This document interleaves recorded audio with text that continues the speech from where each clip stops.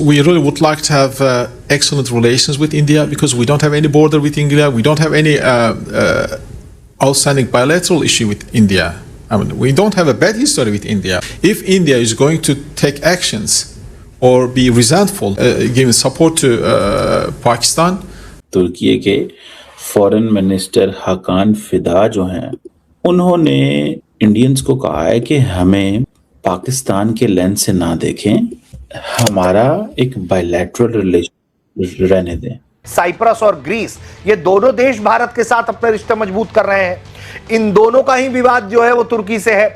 और तो और साइप्रस को लेकर मीडिया रिपोर्ट्स में यह तक खबर थी कि साइप्रस चाहता है कि भारत से वो ब्रह्मोस ले ले। India becoming a regional to a global power के वो ऐसे अपने दुश्मनों के काउंटर करने के लिए टर्की जैसे देश पे, यहाँ पे साइप्रस में टर्की के ऊपर, तो India is also creating choke points and pressure points on its enemies with a proactive. Pakistan उन चंद ममालिक की फहरिस्त के अंदर सरे फहरिस्त है जो इस वक्त तबाही के दहाने के ऊपर है और जिनका बहैसियत मुल्क सर्वाइवल पॉसिबल नहीं है। हम लोग कीड़े मकोड़े भी नहीं हैं। पाकिस्तान चिरागाह है और ये इसको चरते रहेंगे, नोचते रहेंगे, खाते रहेंगे जब तक हम खड़े नहीं होंगे।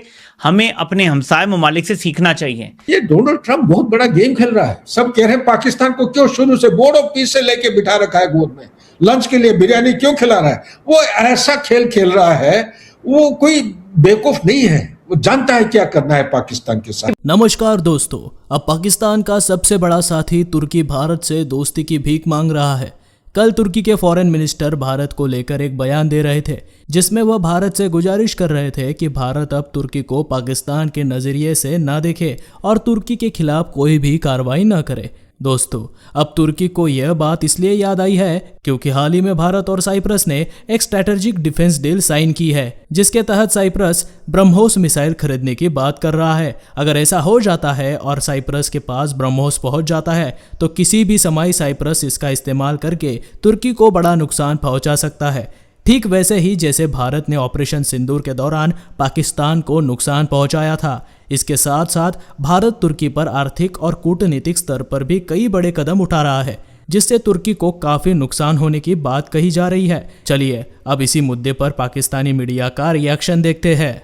भारत बड़ा दिल दिखाए, रिश्तों को स्वीकार करे कि वो उसका दोस्त हो सकता है और पाकिस्तान का भी दोस्त हो सकता है, लेकिन भारत ऐसे किस तरह से तुर्की को स्वीकार कर ले जो भारत पर हमले के लिए उसे हथियार दे रहा है। और इसके पीछे एक जो सबसे बड़ा खेल है वो ये कि जो कश्मीर का मुद्दा है उसमें तेल डालने का काम अगर कोई कर रहा है तो वो तुर्की करता है।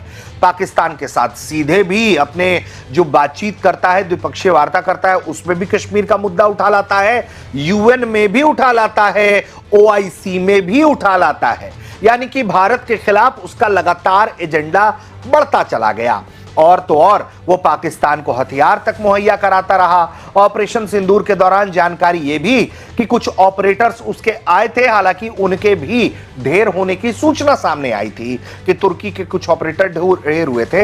हालांकि इसकी सार्वजनिक कोई सूचना नहीं है तो हम पुष्टि नहीं कर सकते। हालांकि ठीक है, आगे बढ़ते हैं। तो देखिए, तुर्की एक तरफ भारत के साथ रिश्तों को ठीक करना चाह रहा है और कह रहा है कि भैया मैच्योर हो जाओ, लेकिन ऐसा वो क्यों कर रहा है, उसकी बोली क्यों बदली हुई है, खेल जान लीजिए। अब सीधे सीधे आते हैं पॉइंट पे, एकदम पॉइंट टू पॉइंट बात। भारत साइप्रस और ग्रीस के साथ अपने रिश्तों को मजबूत करता जा रहा है। साइप्रस और ग्रीस, ये दोनों देश भारत के साथ अपने रिश्ते मजबूत कर रहे हैं। इन दोनों का ही विवाद जो है वो तुर्की से है। और तो और साइप्रस को लेकर मीडिया रिपोर्ट्स में यह तक खबर थी कि साइप्रस चाहता है कि भारत से वो ब्रह्मोस ले ले, वही ब्रह्मोस जिसका दबदबा पूरी दुनिया में दिख रहा है, पूरी चर्चा जो है दुनिया में हो रही है, डंका बज रहा है जिसका, वो ब्रह्मोस लेना चाहता है आपका साइप्रस। खबर यह भी है कि साइप्रस के हाथ में पहुंचा तो फिर ग्रीस भी चुप नहीं बैठेगा और ग्रीस भी इस तकनीक को ले सकता है। यानी कि जो तुर्की के ठिकाने हैं वो साइप्रस और ग्रीस के निशाने पर होंगे, वो भी भारतीय तकनीक के साथ। ये वजह है बेचैन होने की। तुर्की में मंत्री इस तरह की भाषा बोल रहे हैं, लेकिन जो तुर्की के एक्सपर्ट्स हैं, तुर्की के जो विश्लेषक हैं, जो तुर्की के मीडिया है या जो तुर्की के एक्सपर्ट्स हैं या जो तुर्की की आवाज उठाते हैं सोशल मीडिया पर, वो लोग इसे खतरा मान रहे हैं, बेचैन है कि देखो देखो देखो भारत क्या कर रहा है।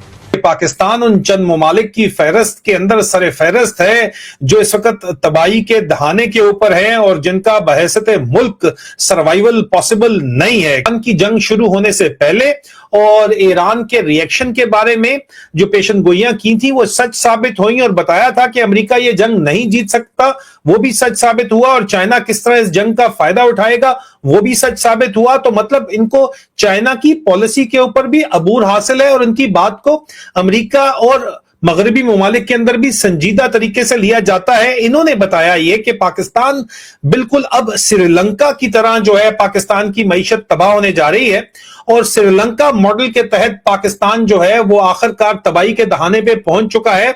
और पाकिस्तान के अंदर बेतहाशा इस वक्त जिस तरह की अंदरूनी दाखिली सिक्योरिटी सूरत हाल है, इंसर्जेंसीज बगावतें चल रही हैं, उसके अंदर पाकिस्तान का जो सर्वाइवल है वो भी इंतहाई खतरे के अंदर है। और बहैसियत मुल्क पाकिस्तान का, खासतौर पे पाकिस्तानी मईशत का जो गुजारा है वो मुमकिन नहीं है। और उसके साथ साथ हमें ये देखने को नजर आता है कि उसके बावजूद पाकिस्तान की फौज ने जाके जो है वो इस वक्त पूरे मुल्क के ऊपर कब्जा करने, पूरी मुल्क की मईशत के ऊपर कब्जा करने और पूरे मुल्क की मईशत को मिलिटराइज करने का एक जो प्रोग्राम चलाया हुआ है, उसको पेशे नजर ये देखा जा सकता है कि चाइना ने उसका एक तरफ तो फायदा उठाया और दूसरी तरफ एक सिक्योरिटी और डिफेंस टेक्नोलॉजी का वादा करके चाइना ने साइन अंगूठे दस्तखत भी करवा लिए हैं इन लोगों से, पाकिस्तानियों से, पाकिस्तान के जर्नलों से।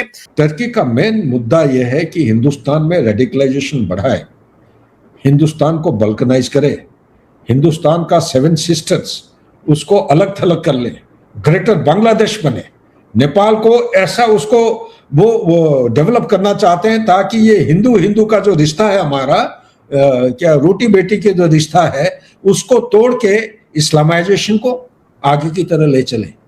ठीक है ना, आईसिस के साथ जुड़ा हुआ एक समय था, Turkey is to be dead against, now ISIS के, ये रिपोर्ट आ रहा है आईसिस के साथ जुड़े हुए हैं, अल कायदा, हमास, हिजबुल्ला, ये सुन के आप ताजुब हो जाएंगे। और आज इजराइल के साथ इसका रिश्ता ठीक नहीं है। डोनाल्ड ट्रंप जानबूझ के, एक सवाल आपका था, आपका स्टाफ जो मेरे को दिए थे, समय कम होने के नाते कवर शायद नहीं कर पाएंगे, ये डोनाल्ड ट्रंप बहुत बड़ा गेम खेल रहा है। सब कह रहे हैं पाकिस्तान को क्यों शुरू से बोर्ड ऑफ पीस से लेके बिठा रखा है गोद में, लंच के लिए बिरयानी क्यों खिला रहा है। वो ऐसा खेल खेल रहा है, वो कोई बेवकूफ नहीं है, वो जानता है क्या करना है पाकिस्तान के साथ, उसको he knows how to take the pound of flesh out from Pakistan, so he's going to play that game and it will create such a situation within Pakistan कि पाकिस्तान भी टूटने का उस वो है ना कि लबैक का एक फोर्स है, उसको क्या बोलते हैं, लबैक का what is the name that you TLP, Tehreek-e-Labbaik of Pakistan, created by Pakistan army. क्यों? उनका सिविल गवर्नमेंट को जब दबाव डालना चाह रहे थे वो यूज कर सकते हैं, जब वो उसका रिप्रीव देना चाह रहे थे उसको पीछे ले आते थे। So basically the point here is the threat has actually increased beyond the borders of Pakistan और the border with Pakistan and China. अगर आप वेस्ट की तरफ देखते हैं, वहां पे टर्की में क्या हुआ है, ये जो उसका डिफेंस इंडस्ट्री है started exporting like the way we are doing, it is also started exporting some of the weapon